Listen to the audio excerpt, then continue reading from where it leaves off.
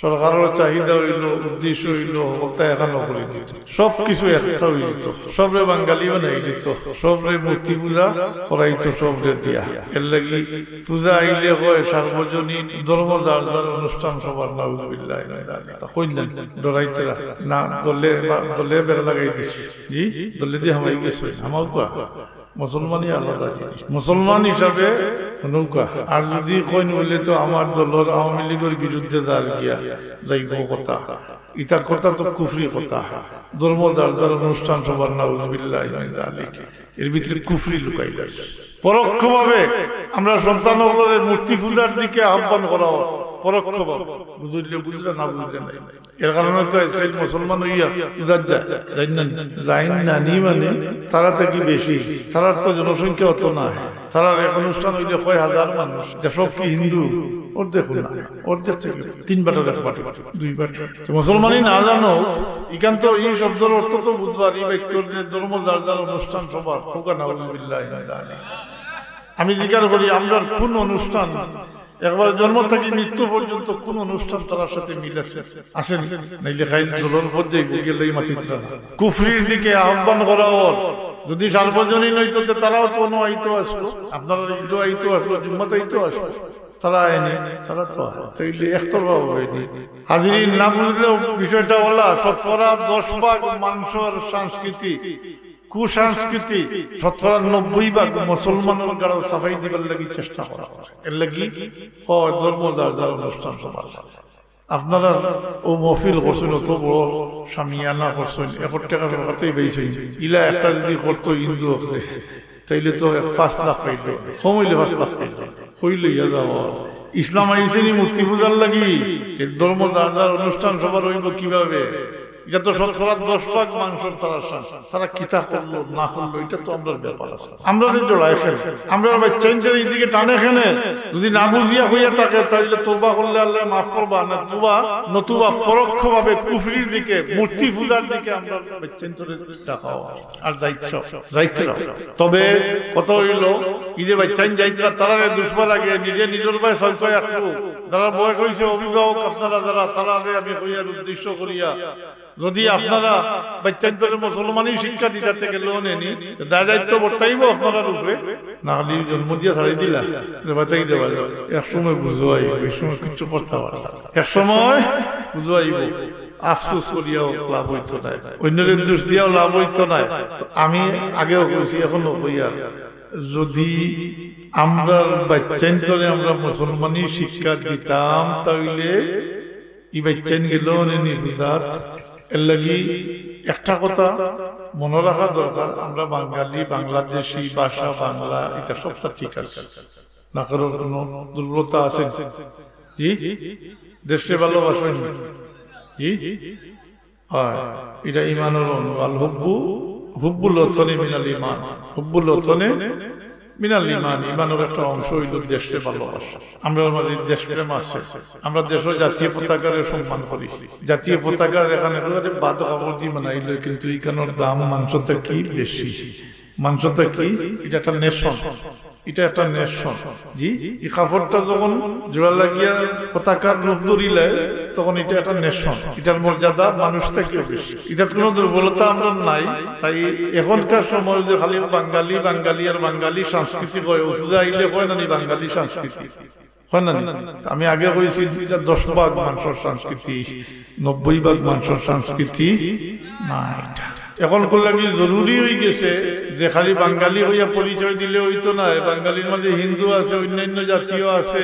আপনি আপনার নিজের পরিচয় লইয়া টিকে থাকতে হইলে, আপনার সক্রিয়তা বজায় রাখতে হইলে আপনি পরিচয় দিলে দিতে হইব বাঙালি মুসলমান, বাঙালি মুসলমান। ও আপনার শিক্ষা সংস্কৃতি সবকিছু লইয়া আপনি আলাদা থাকতে পারেন, নতুবা সরকারের কাজ সব এখানে করে দিতে। এর লাগি এটা সজাগ থাকা দরকার।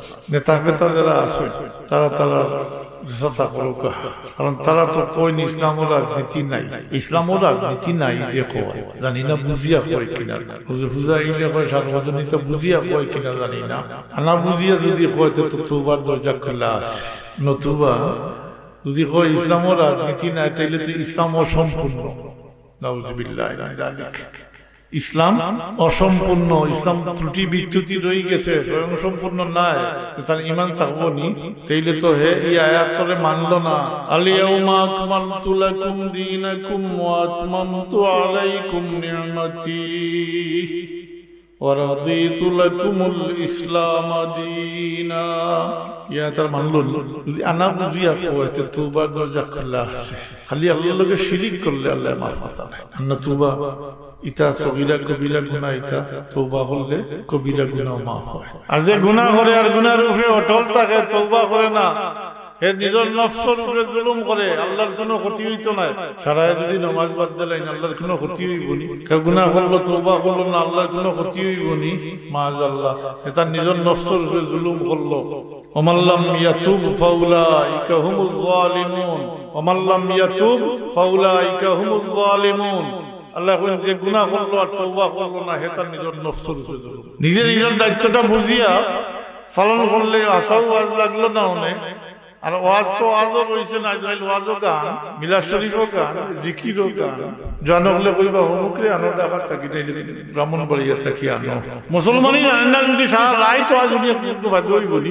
এখন তো অবস্থা বলা মুসলমানই নাই, মিলাদও আর খাইতে করি শুনি আছে, বিয়ার উকিল হয়, সাক্ষী হয় নাই, সুন্নত গেছে, সুন্নত দেয়। মুসলমানই কোন জায়গাতে রয়েছে? আশিটা এটা চূড়ান্ত পর্যায়ে গিয়া পৌঁছে গেছে, দেওয়ালও ফিট লাগে। এখনো যদি হুশ করেন না ভাই মুসলমান হল, তাইলে ভবিষ্যৎ বন্ধ খার। আমরা আমি সংক্ষেপে কইছি, সরকারের সদিচ্ছা যেটা কইছি আমি দরিয়া নিম, ওইটা তারা না বুঝির কারণে এটা কইন, নাইলে সত্যিকারে বুঝলে এটা কথা মুসলমান মুক্তি বার হইতে পারে না। দল জেসা আমরা তন্ত্রকে সরকারের গজিলিয়া টেলার করিয়া কর্তৃপক্ষ না, কিন্তু এটা কথা কইন হয়তো না বুঝিয়া, আর নাইলে মুসলমান জানা থাকলে এটা কইলাম। আমরা আগেও কইছি, এখনো কইয়ার যে আমরা কোন খাসটা তার কাজের সাথে মিল আছে দেখাও, একটা খাস দেখাও। আমরা সবকিছু তারা উল্টা করে, সবকিছু উল্টা করে। এটা তারা নীতি হইল যে মুসলমান উল্টো পারবানি। কোন হিন্দুরে পশ্চিম মুখা কল্লা দিয়ে মাথা দিয়ে গুলাইতে উঠাইতে পারবে, কোন হিন্দুরে পানি পাইতে পারবে, কোন হিন্দুরে গোস্ত পাইতে পারবে, কিন্তু আজ মুসলমান হইয়া করে মাংস ইগু মানি, ইগু পূজা করেননি। ইন্ডিয়ার কত মুসলমান মারিয়া ফেলা, তারা মা খাইলি, ইগু তারা দেবতা মা, এর লাগে তারা মাংস খায়। ইগু বরদাস্ত করতে পারেন না মুসলমান হলে খাইলি। যদি আমরা দেশ লাভ হইতো তাইলে আমরা দেশ গরু করতাম। শেষ কথা যেটা করতাম চাইয়া আল্লাহর ভয় চাইয়া, মানুষের বন্যানি ও আমি অভিজ্ঞার বাসা ভাইয়া না, আল্লাহর ভয় চাইয়া বার্তা বাইরে মুসলমানই শিক্ষা দেওয়া করা, মুসলমান বানাও, স্কুলে পড়াইতা, ডাক্তার, ইঞ্জিনিয়ার, কবিরাজ, মেকানিক, যেটা কতটা যে তোরতা দরকার, যেটা পারে দিবা পয়লা মুসলমানই শিক্ষাও করা।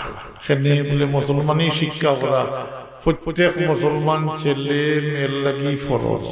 প্রত্যেক মুসলমান ছেলে মেয়ের জন্য মুসলমানই শিক্ষা করা ফরজ। এই মুসলমানই হইতে মাদ্রাসা ভর্তি হইতে এটা না, এটা হইল প্রয়োজনীয়। যতটুকু শিখলে মুসলমানই ফরজ, ওয়াজিব, সুন্নত, নফল ইত্যাদি আদায় করতে পারবো, ততটুকু প্রত্যেকের শিক্ষা ফরজ।